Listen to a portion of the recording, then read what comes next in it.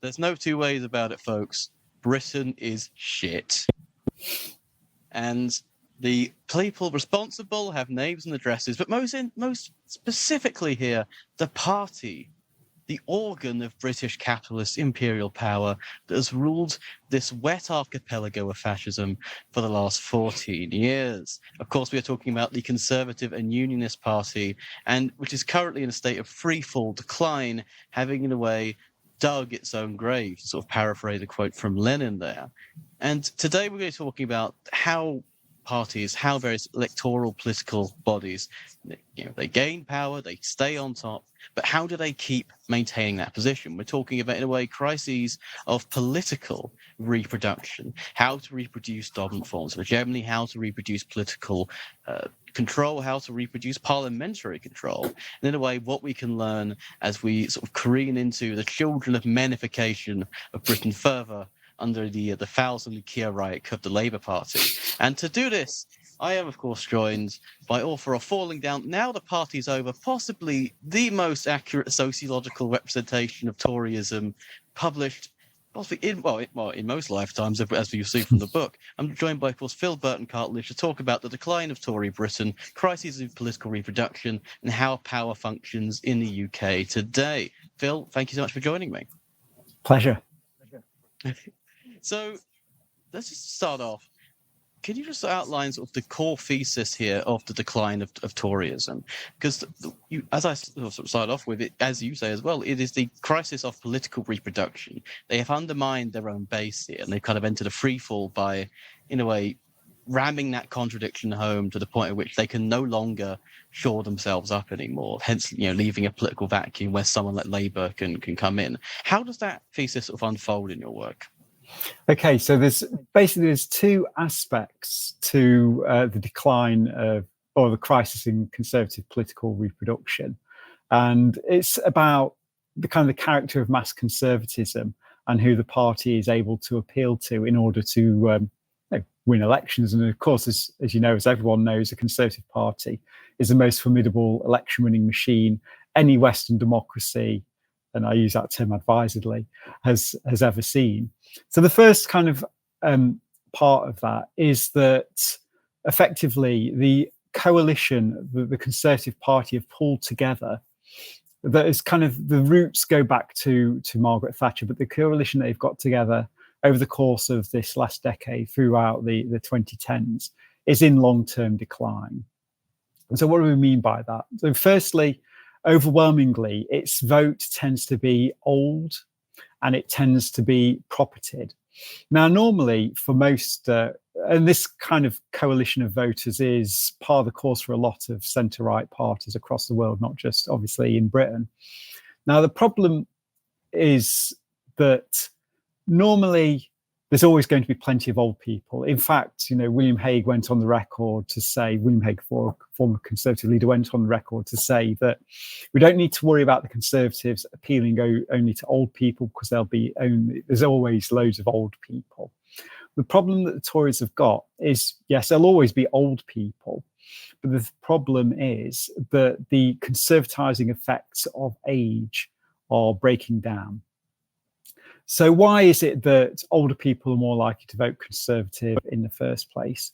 In the book, I argue that there are kind of two basic positions. Firstly, that they are the position of being a pensioner itself, the social role of being a pensioner, the structural and lived experience of being a pensioner, is kind of offers a weak tendency towards voting Conservative or for right-wing populist parties generally.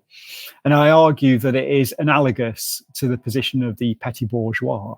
So your typical petit bourgeois is usually an owner of is self-employed or owns a small enterprise and are overwhelmingly dependent on their own labour power. Sorry, can you hear that? Right, okay. But I just keep getting a noise up there. So if a big noise comes in, just kind of let me know. Sorry about that. So where was that? Okay, so petty bourgeois are overwhelmingly dependent on their own labour power for the success of their business, or in order to keep a kind of a roof over their heads. And that means that they occupy a position of extreme ontological anxiety. They feel constantly under threat. They feel constantly under threat from competition with other businesses, and particularly from big capital, which is why they don't like big capital. They particularly don't like government either, because government is constantly interfering with new rules and regulations which cost them money. And they don't particularly like the people that they have to employ either, because they're needy, they need supervising, and also they always want higher wages for less work as well. So it's an extremely actually precarious position to be in. And what that tends to lend itself towards is a preference for authoritarian politics. You just don't have to take my word for it. This is what Marx was writing about in the Civil War in France, in the class struggles of France, and all the old grey beards have been writing about the character of the petty bourgeoisie and the political character of it for over 150 years now. So that's the kind of the weak tendency. Because so if you have a right populist government, as arguably that's what Boris Johnson presented to the electorate in 2019, that would overwhelmingly be attractive to that particular social location. So you've got that, you've got the ontological argument. Then you also have, sorry, I haven't specified that being a pensioner is analogous to that, simply because when you're a pensioner, you are on a fixed income. So if anything happens, if anything goes wrong, you know that you've got your pension coming in, but if the roof falls in, or if you have undesirables that move in next door, you can't quickly, conjure up money in order to fix the roof. You can't conjure up money to move away to another place. So you feel that sense of anxiety. You feel keenly those senses of insecurity in wider society. So when you have a Conservative Party, particularly over the course of the 2010s, that has positioned itself culturally to big up, to scapegoat different groups of people, to big up authoritarian politics, that appears quite attractive, because it offers a sense of black and white, a sense of what is good is what is bad, and it also offers a sense of security to that particular base. So that's one of the reasons why pensioners overwhelmingly tend to vote for right-wing parties. And this is a recent thing as well, because what goes on top of that is the fact that pensioners tend to be propertied. Older people are more likely to be propertied. So, if you were in your 20s or 30s in the 1980s, you either, you took advantage of Margaret Thatcher's right to buy scheme if you lived in a council house or social housing, and also you had the availability of cheap credit and cheap mortgages, so he was able to get on the housing ladder, so he was able to acquire that property. Now, of course, this was quite a deliberate policy by Margaret Thatcher to try and effectively manufacture Conservative voters, because as a class-conscious politician, and not enough people treat Margaret Thatcher as a class-conscious politician, but as someone who was, she understood that by getting more people on the property ladder, by saddling people with a mortgage, they are less likely to take collective action, less likely to take radical action, more likely to keep their heads down so they can keep that roof over their head. So there's that. And also it gives them a different set of material incentives as well, that you suddenly have this asset and you have a material interest in the appreciation of that asset. So either so you can kind of sell it off so you can trade up for a bigger house in the future, or that you'll have a really nice nest egg to be able to pass down to your children or to your grandchildren. And so you fast forward to the 2010s, those people that acquired property in the 80s and 90s are effectively today's pensioners, are today's Conservative voters in the main. And so they are following those interests. So the roots, the blueprint, the diagram, if you like, was set down by Thatcher in the 1980s. They're following through on the patterns that the Tories wanted them to follow through, perhaps a bit later than what Margaret Thatcher wanted, because she didn't benefit from this in the long run. But over the course of the 2010s, the Conservatives have certainly benefited from that. And so, yeah, the party of property acquisition, the party that has been able to fend off, who's kind of stoked the asset price inflation, kept house prices going up. Those pensioners, those older people that have acquired property have continued to vote Conservative. And of course, part and parcel of this property revolution, or counter-revolution, if you want to call it that, in the 1980s, was the creation of a whole range of petty class of landlords, which are not insubstantial in Britain.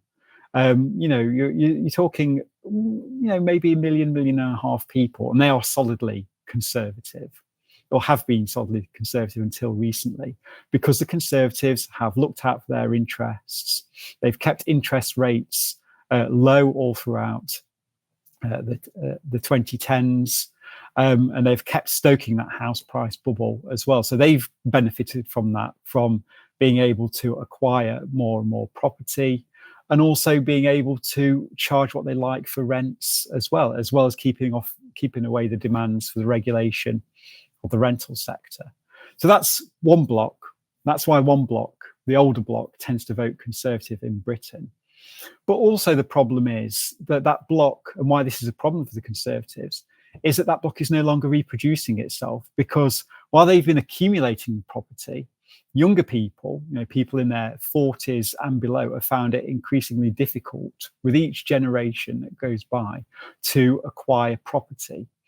And part and parcel of that means that if you're not acquiring property, then the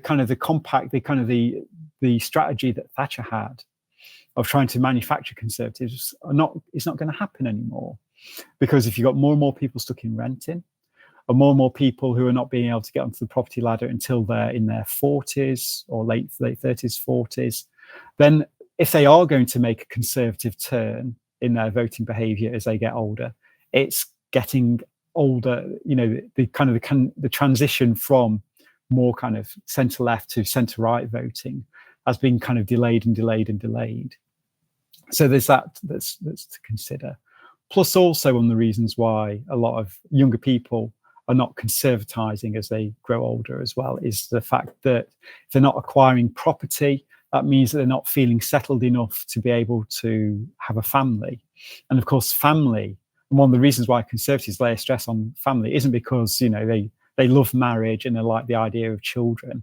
It's about the conservatizing effects of having a family, because again, like a mortgage, if you have a family, if you have dependents, you're much less likely to take radical action, to take collective action, to risk your position, because you have other mouths to feed, you have dependents. And the Conservatives completely understand this as well. So they're delaying starting a family until much later in the life course for millions of people as well.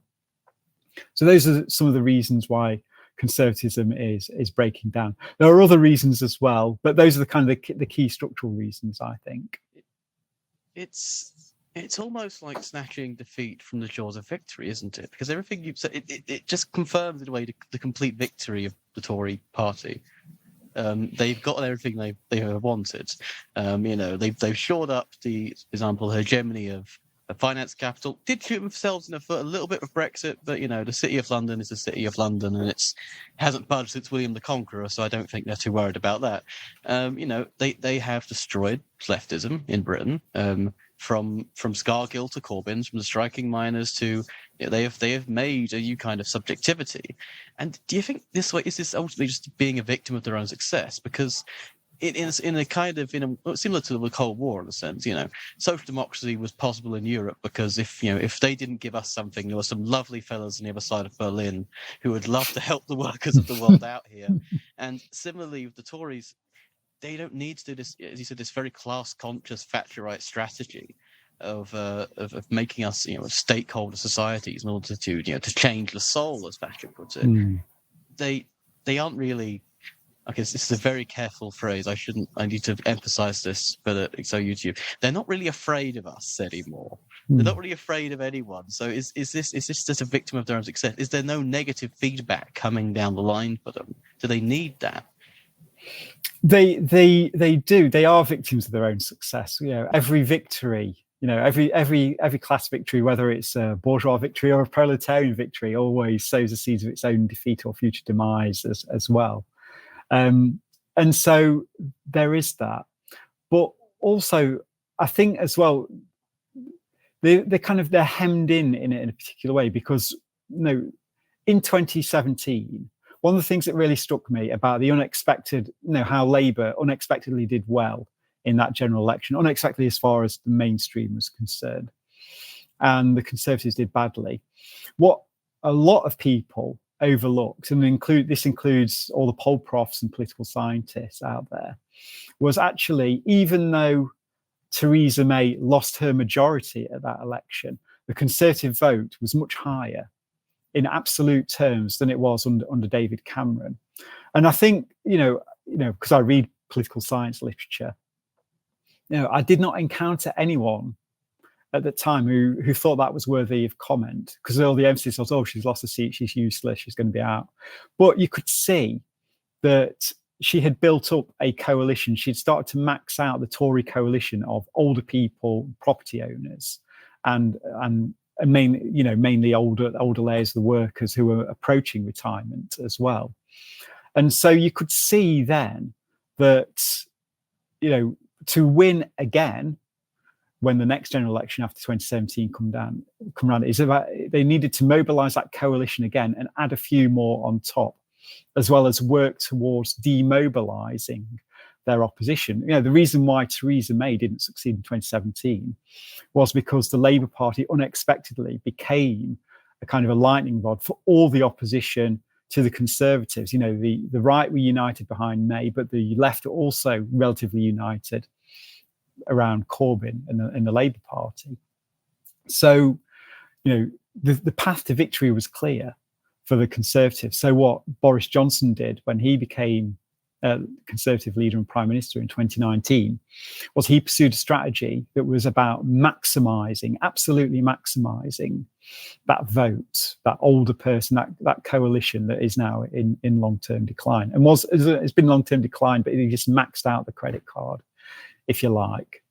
And so the seeds were sown then, or rather the dynamic, even when he romped to triumph in December 2019, the dynamic of decline was set because still the Conservative coalition was not going to be reproducing itself over the long term. And so what we have the Conservatives doing now from Johnson onwards is trying to think about, okay, how do we replicate that result again? Because Brexit's not available. And of course, we might want to talk about Brexit as a kind of a glue that helped forge that coalition or kept that coalition together in 2019. But, Brexit's gone. We hear that, we're supposed to be enjoying the benefits of Brexit now, which Conservative ministers try and kind of half-heartedly talk up.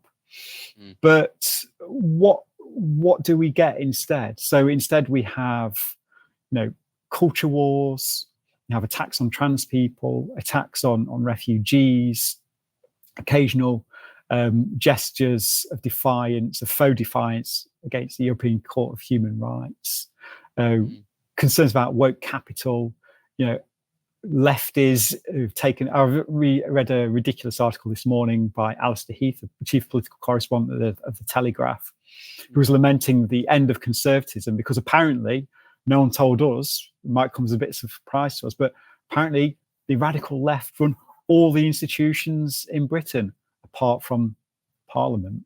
And once we've got that in control, then Soviet Britain, here we come. So there is.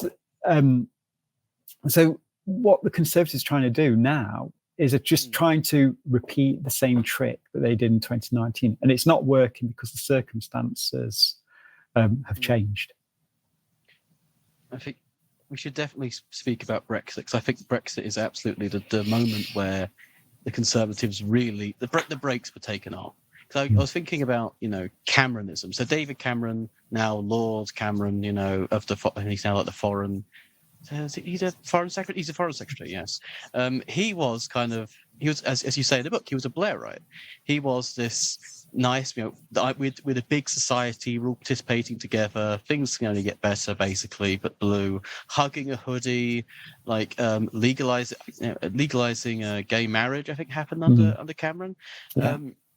And then as soon as he calls the Brexit referendum to combat what he calls the swivel-eyed loons of his own party, loses, immediately leaves, and then after that it's just, it's just government by opinion columnist. I will mention this briefly. Listeners should check out our episode with Evan Smith on this specifically. But Boris Johnson was completely abrupt, was completely ad hoc to a bunch of batshit libertarians from the Revolutionary Communist Party. I know. Just look it up. And it was government by the whims of, essentially, one, people addicted to their phones, and two, the Koch brothers. So what do you think happened with the what did Brexit unleash in the Tory soul, if of course they can be said to have one? Well, the thing is, I think we need to look at Brexit a bit more sociologically as well, to have a kind of a proper structural analysis of what was going on. And the thing is with Brexit is that the Conservatives, as the preeminent bourgeois party in Britain, as the party of the ruling class, has always been divided on questions around the European Union and all the rest of it, because that's a division that reflects in the ruling class itself. You have one section of the ruling class that looks towards the near abroad and the domestic market for the source of its, for its profits, for its markets and so on. And then of course you have the other wing of British capital that's a bit more freebooting, associated more with the old colonial period. It likes to kind of go around the world and invest in markets overseas, speculative markets, manufacturing and whatnot. So you have that rough split within capital itself between European domestic focused capital and also some domestic capital that is more focused around labor intensive industries and out the rest of the world, with kind of concerns around the rest of the world. So the Brexit referendum was called to deal with a political problem. I think it was around the idea that Cameron was going to lose 2 or 3 seats to UKIP, the United Kingdom Independence Party, in 2015 general election. That's what focused his mind. But ultimately, it was a culmination of a long-running debate within ruling class circles as well. If you think about the City of London as well, City of London is still the world's preeminent financial centre. But within the City of London, you had those people that thought that the interests of the City of London were best served by staying in the European Union, and those who thought it would be best outside the European Union in a kind of a deregulated, we make our own rules, the EU can't stop us doing what we want to do. So that was also one of the key debates that happened. But the way to get either side, or to get mass support for each of those positions, Brexit had to be framed in a particular kind of way.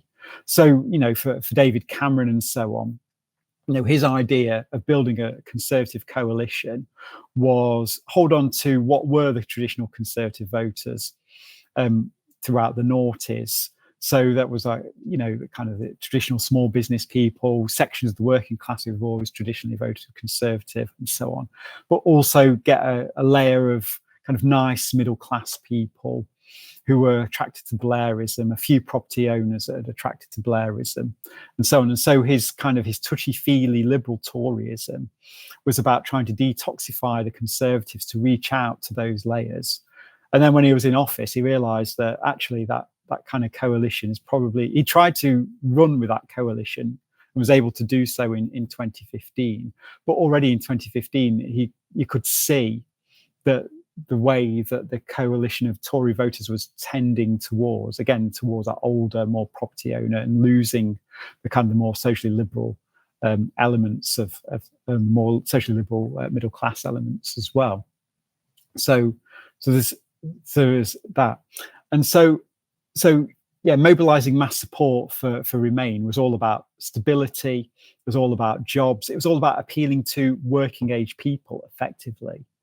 Whereas for the Leave campaign, to get them behind the campaign of kind of deregulation and letting us do what we want without EU interference, they overwhelmingly based their mass campaign on again, all those authoritarian tropes that older people find beguiling. So not just the kind of idea of scapegoats, let's stop immigrants from coming here, but also crucial also to authoritarian politics, the idea of nostalgia as well.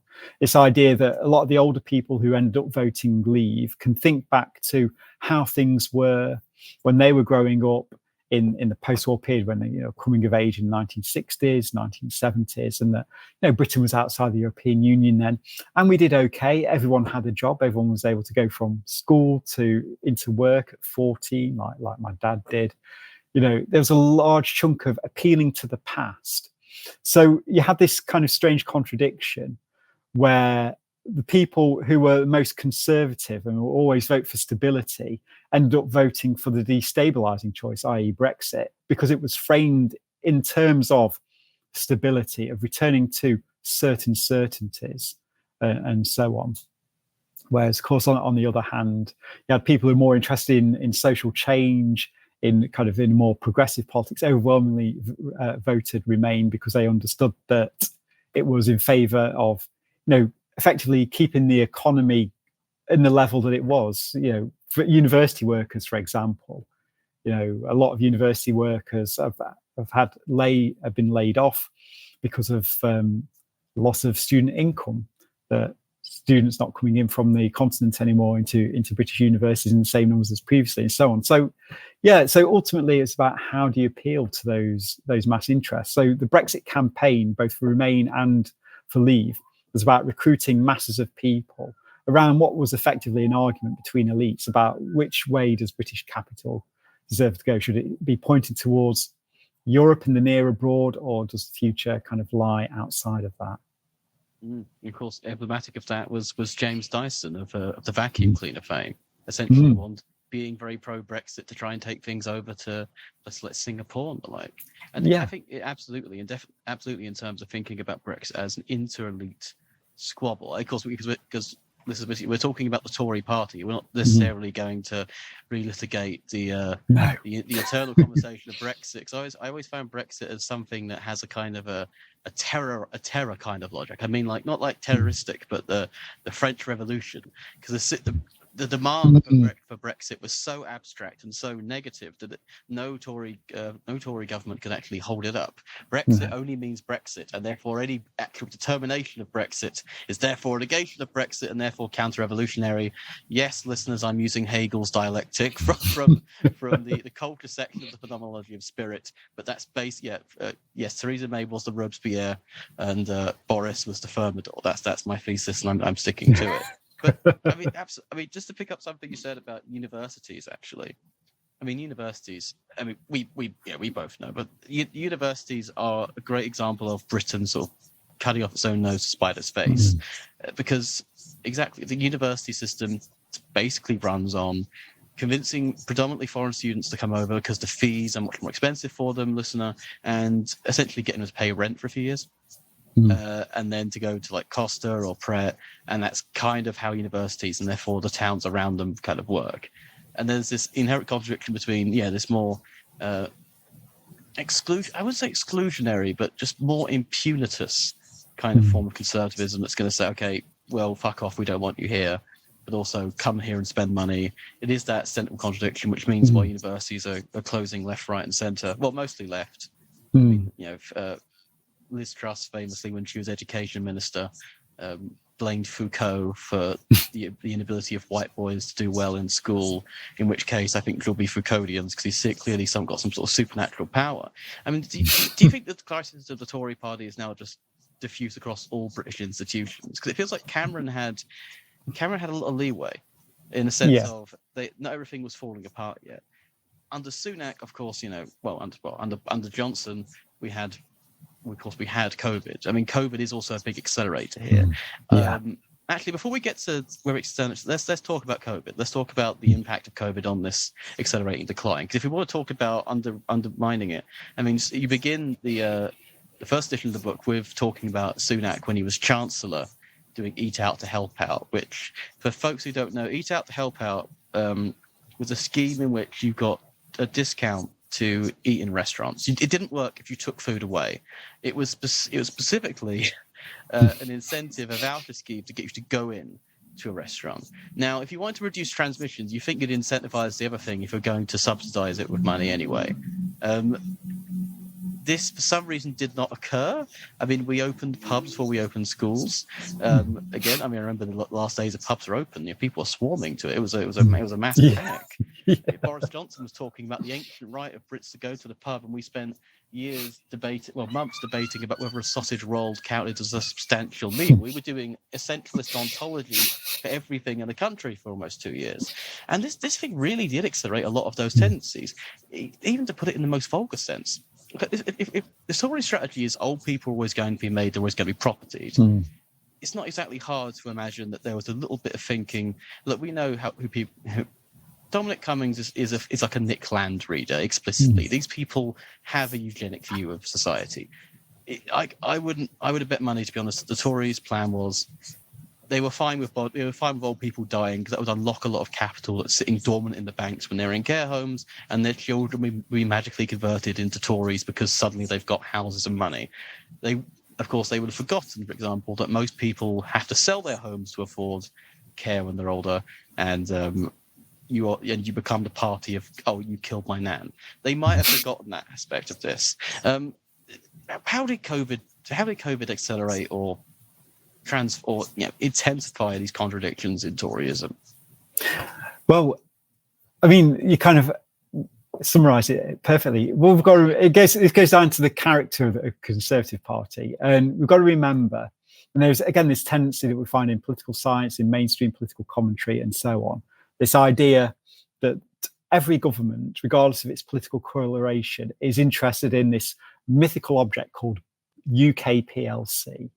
That everyone and any government is going to do what is best to maximise the sales and the profits of UK PLC. So in that sense, you can disagree with the Conservatives, you can disagree with Labour, but their disagreement is, their kind of views, their strategies for maximise or for the beneficiary to benefit UK PLC is, comes from a decent place. It comes from an honest place, a genuine place. But that is not what the Conservative Party is. The Conservative Party is not an army of technocratic managers or a cadre of technocratic managers. It is an organisation that exists to perpetuate, oversee, and reinforce bourgeois class relations. That is the first point you've got to make about the Conservative Party. And when I was writing about COVID, and I was blogged about COVID all the way through, that was the essential starting point that I had for their COVID strategy, whether it was, deciding who gets to live, who gets to die, who is going to be exposed to the risk of infection, who isn't, who are they going to protect, who are they not going to protect, and so on. So when the Conservatives introduced their job guarantee schemes and their COVID support schemes, firstly, what was quite interesting was a lot of those schemes had already been suggested by Jeremy Corbyn, who was then the outgoing opposition leader, and so they adopted, the furlough scheme and all. I'm trying to remember all of them, but all the kind of different schemes that they had. A lot of them had already been suggested by the Labour Party and by the TUC.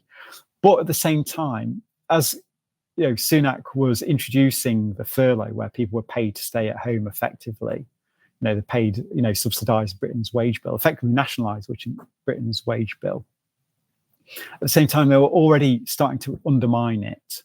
So firstly, you had Boris Johnson, who was very keen to downplay the crisis. You remember that Cheltenham races had to go ahead. I remember that was the kind of last weekend that I was out, if you like, before I kind of put myself into lockdown, and was at the railway station with me and one of the guys I normally travel in with to work. And there's lots of people there for Cheltenham races, and thought, are these people mad? Are they not watching the news? So on. But they were being encouraged to go about their business as normal.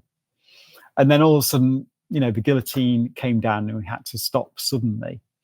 But then the discourse throughout that first period of lockdown was always about or we need our freedom again. We need to get back out there again. We need to get Britain moving again. We need to be people in the shops. People need to be out there enjoying the June weather. And also Sunak was very keen to emphasize that with the job guarantee scheme, the furlough scheme, how temporary it actually was. And that the other kinds of conditionalities, all the conditionalities that were attached to social security payments, for instance, were removed, at least for that initial period. Even though you have to show that you're looking for work, you have to kind of, be available, you have to jump through all these hoops, you have to go through the job centre to interviews and all that kind of stuff.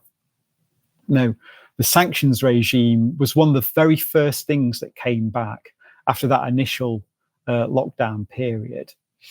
And so, but also what was particularly keen and quite a loophole within the scheme was the patchy support that the Conservatives offered for self-employed people. Because again, while you've got all the pensioners who were at home, you also had, one key layer of Conservative support since day one has always been the petty bourgeoisie, always been disproportionately in favour of the Conservative Party.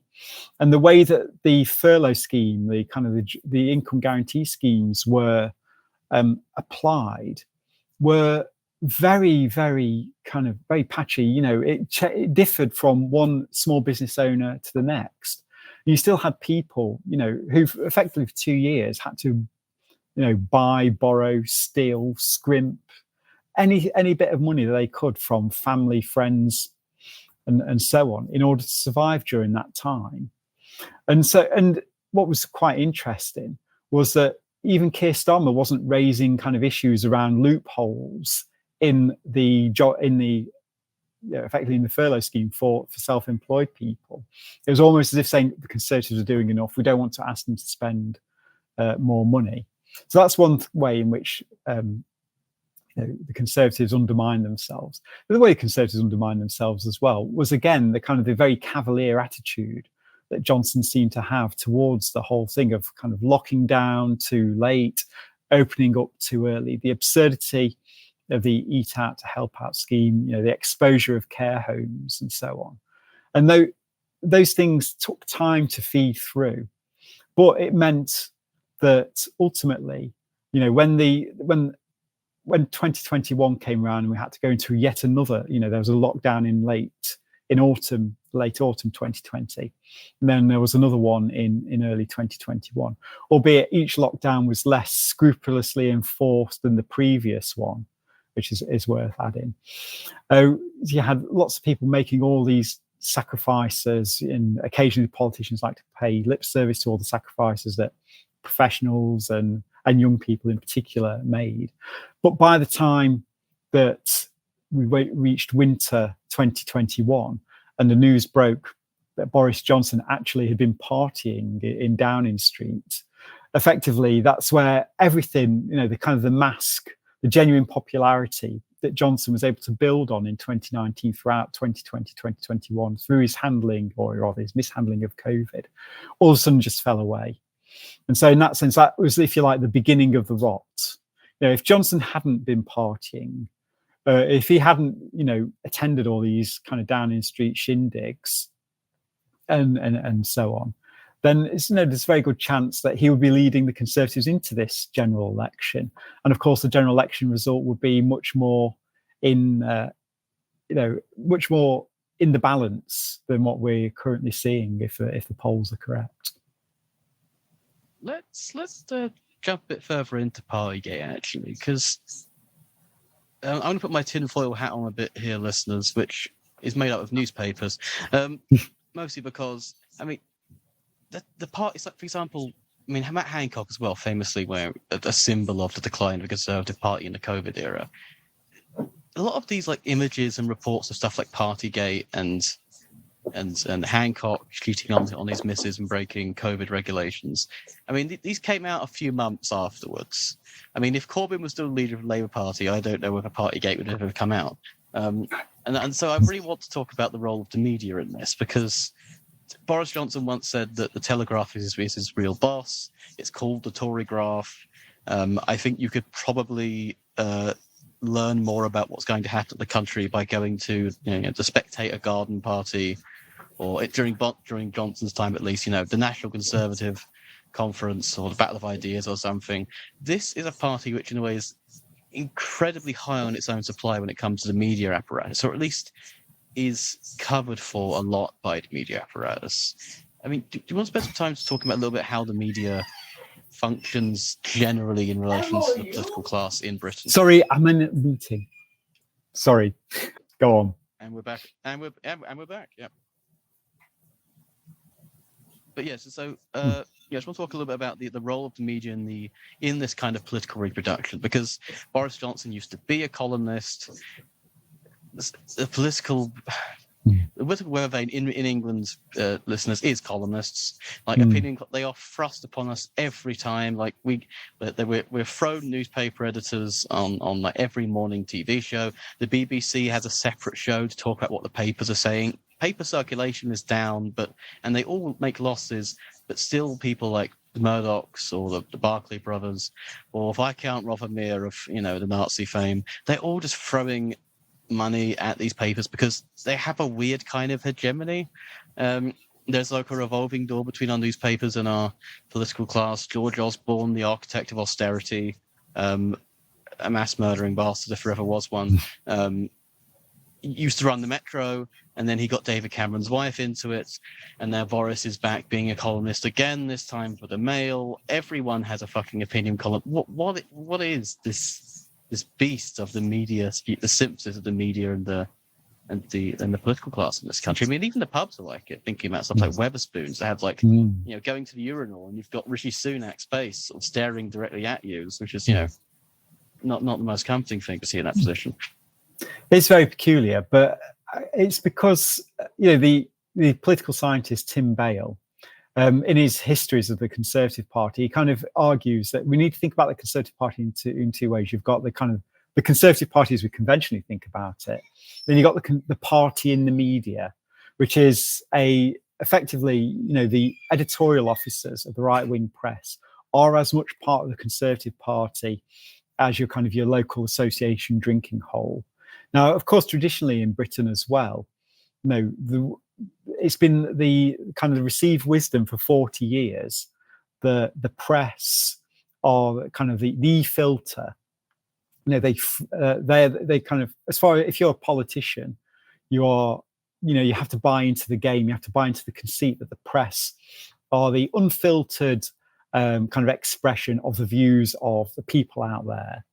And so, and the Sun likes to talk about, its army of Sun readers who can make and break an election and so on.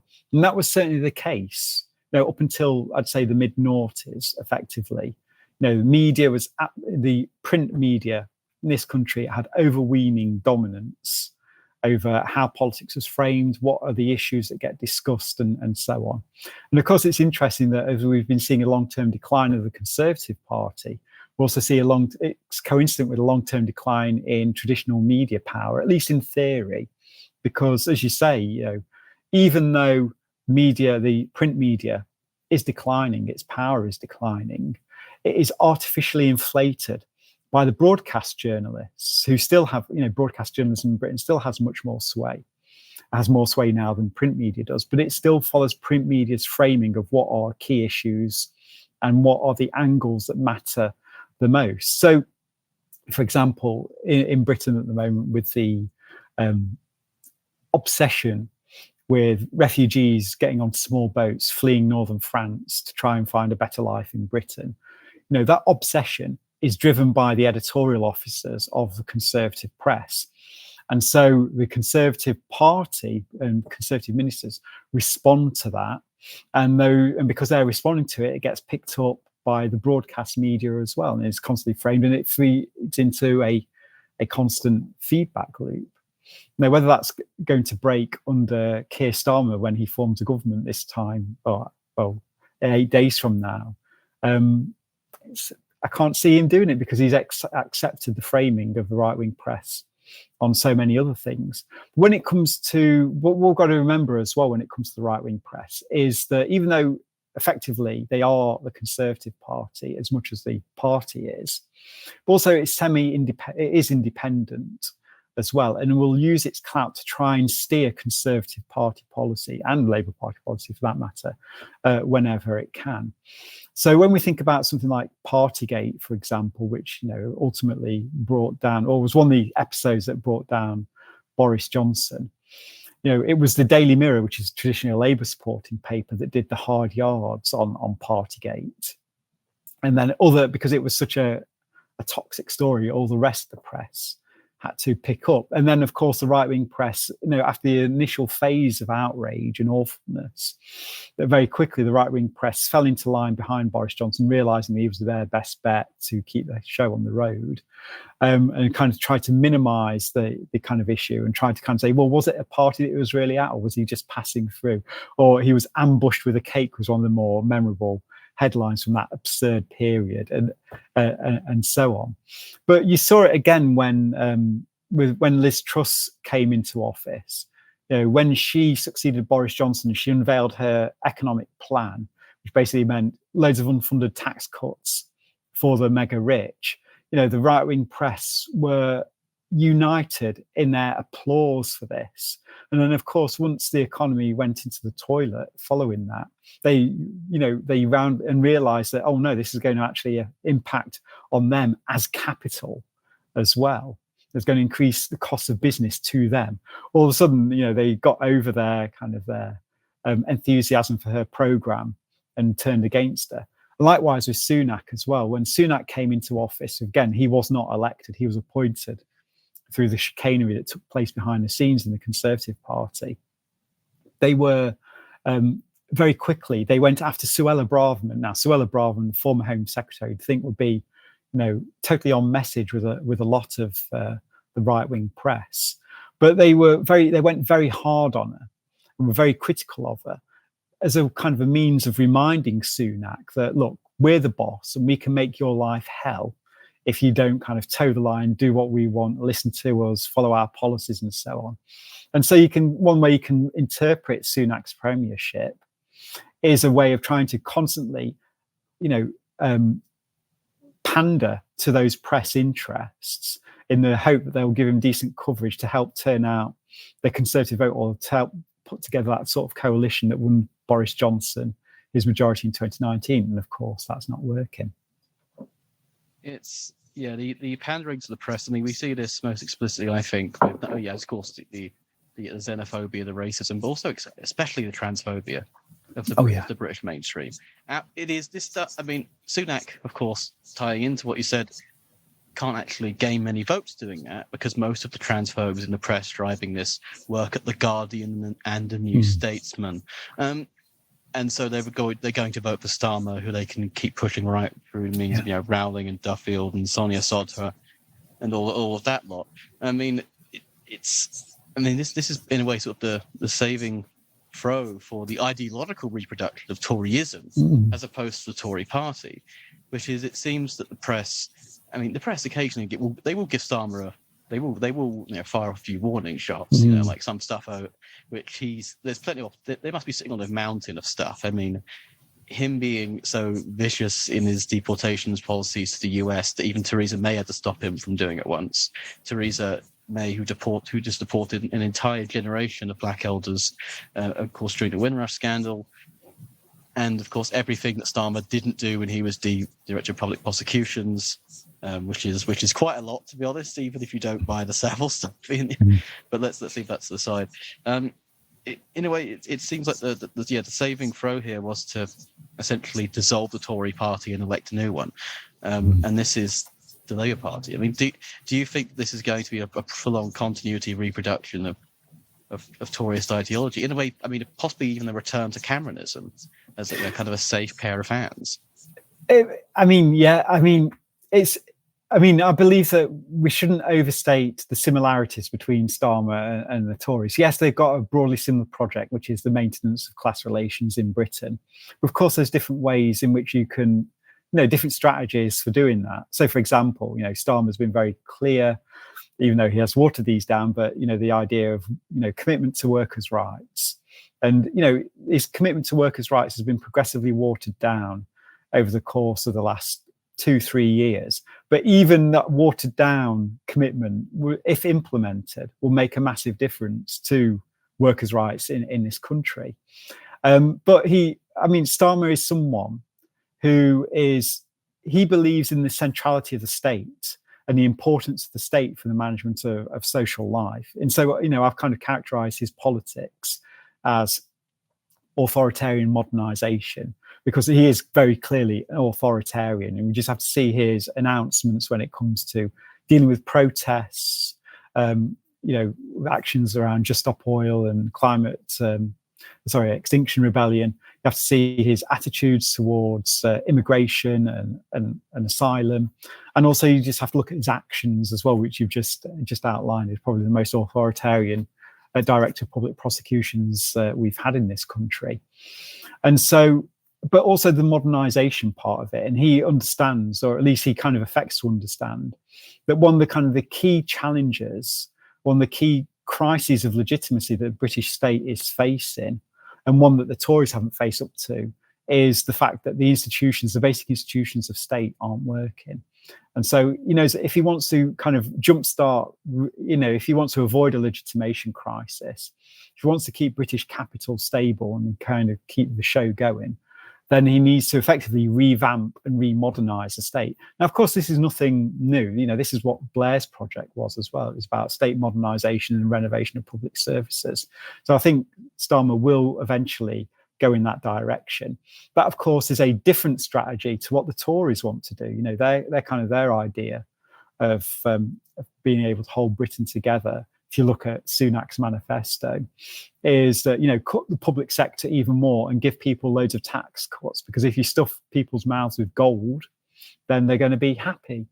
And also, as well, it gets us off the hook, because if people aren't expecting anything from the state, they're not going to put demands on us. So it's a kind of a depoliticization of the state strategy that Sunak's pursuing, where Starmer is pursuing we need to fix the state, but he's kind of presenting it in a technocratic way, rather than a kind of this is a political project kind of way that is in everyone's interests. They really are trying to split the accelerationist vote, aren't they? They are. I say that though. Starmer, as you're saying, Starmer seems to be reading his anti-Oedipus here and bringing back the concept of anti-production. Absolutely. You have to say no to capital at some point, otherwise it's just going to eat everything. But I don't think he's going to be able to do it, because all the solutions that he may be offered are going to be mediated through exactly the press, and it's going to be AI bullshit that won't work. It's going to be PFI that won't work even more now that capital's gotten away with providing nothing for so long. It can just take the money and run. Making even those tax cuts. If they gave people a lot of tax cuts, they've got more money. Then why do they want to stay in Britain? Where the NHS is universal. So, listeners, private healthcare in Britain is the NHS still staffed that. So, this isn't a place where it's good to get ill. It's not a place that's good if you need public transport outside of London. It's not a good place to die in. It's not a good place to be born in. It's not really a good place to rent in. You're just going to leave if you can. There will be a kind of I think possibly a brain drain or something like that. And at the same time, all of these crises are just ticking over. How long do we have before? A while ago, listeners, we had this scandal in the UK, which was actually kind of a good capitalist plot, so to speak. Which is essentially what happens is we build public infrastructure out of something called RAC, which is rapid accretion aerated concrete. If you ever had like an aero chocolate bar or a crumpet, it looks like that. And the point is, you build things out of that because they only last 30 years, so you can keep every 30 years you have a big boom in your construction company. That's good. That's production and anti-production working in tandem. They're not going to spend any money on this, so there's a real risk that Starmer's first few years essentially is him dealing with, let's be honest about, essentially a multiple Aberfan disasters levels of, because this country is just actually collapsing in many ways, because we don't want to spend any actual things alleviating the real material problems. Is this kind of the final evacuation of materialism from politics? If it is just government by media and working with the residual class consciousness, even of our own institutions, because the institutions have to be somewhat class conscious if they're going to reproduce them. It's, to quote Che Guevara, it's not his fault that reality is structured like a Marxist sociology.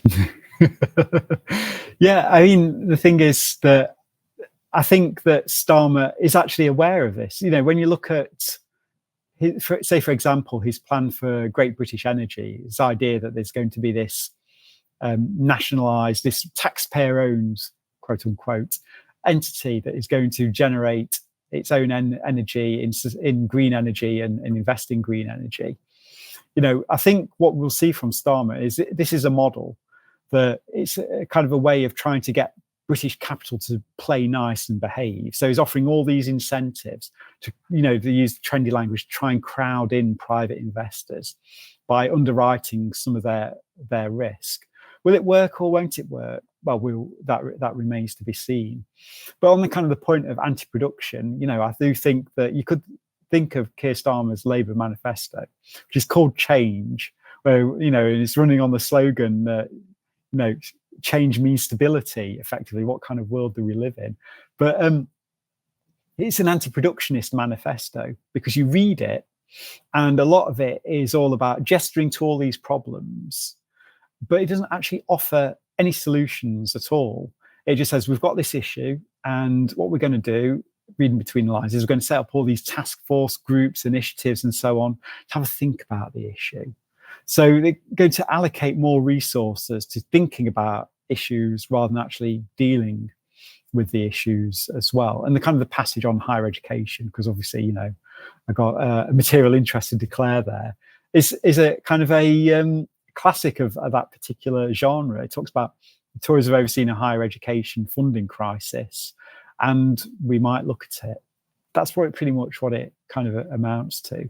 So yeah, I do think a lot of people, but again, it's the contradictions that Starmer has chosen to operate with, because again, it's the contradictions that arise from trying to manage class relations in British society, because managing class relations isn't just about managing the wage relationship. It's trying to balance all the different fractions of capital as well, and all the different fractions that exist within the state, and also different kind of class fractions that exist within the labouring classes as well. And there's always these competing attentions, all these different groups are competing for attention.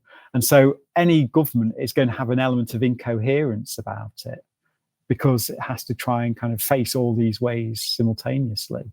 Not that I'm saying poor little Labour government, because, this is exactly, what Starmer's signed up for. And he's kind of in his empty manifesto, and his behaviour over the last 3 or 4 years, he's capitulated to, the interests of capital and the interests of state time and time again, and has put the interests of, quote unquote, working people, the people that he's supposed to champion, second. It's not just to go back to anti-Oedipus, it actually makes me think about that line of no system has ever died from its contradiction, because I'm thinking, well, actually, in a sense, they're right, because Starmer's job is to contradict tendencies of capital. The Tories have failed to contradict capital and to actually close the circuit whatsoever. And so the contradictions are actually the thing that keeps it going. And this is, this is the essential accelerationist argument, which is just essentially, if you can accelerate a tendency past capital's own anti-productive circuit, then something might happen. I'm not saying we do that. We've got a long way since those days. And the last time we did that, it was Boris Johnson. And look what happened to living Marxism. They couldn't make accelerationism work, and if they couldn't, who else could? But I know we're coming up to the hour, so Phil, I just want to say thank you so much for joining me today to talk about the decline of Tory Britain. Of course, the book is out. A new edition, folks, from Verso is now called "The Party's Over," and then essentially it's going to look at everything from Thatcher to Sunak and the grand decline we are witnessing. Get it before the election, before the Tories maybe cease to exist as an electoral party. But on top of that, where can people find you? You can find me at PhilBC3 on Twitter. I will not call it X. And also I blog regularly on All That Is Solid.